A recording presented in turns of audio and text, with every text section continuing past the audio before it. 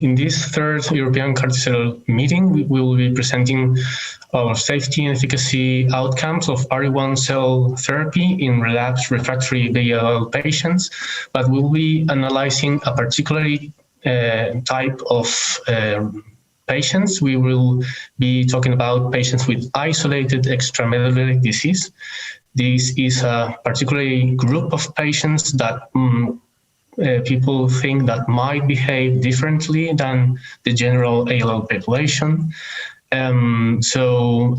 Because people might think that as isolated extramedullary disease might be a specific type of disease that might have a different or worse prognosis due to the capacity to evade T-cell immunovigilance.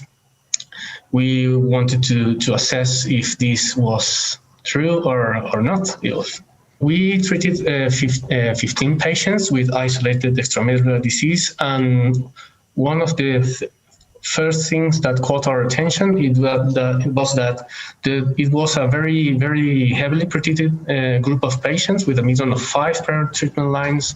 They had been exposed to immunotherapy in 46% prior inotuzumab and also 46% prior inotuzumab, and up to 86% prior allogeneic stem cell transplant. So there was a very heavily pretreated group of patients. And one of the first things that caught our attention as for safety is that these patients had a particularly good safety profile.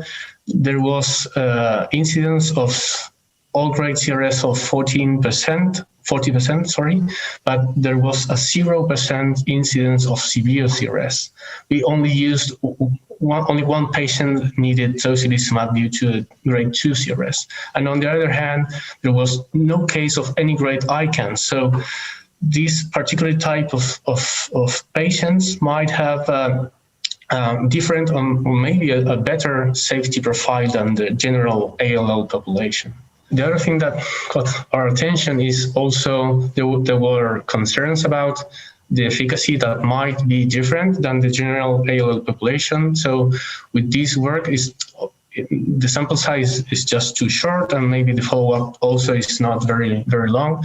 But as far we seem to see a trend of duration of response and the quality of response that maybe it's even better than patients with bone marrow relapse.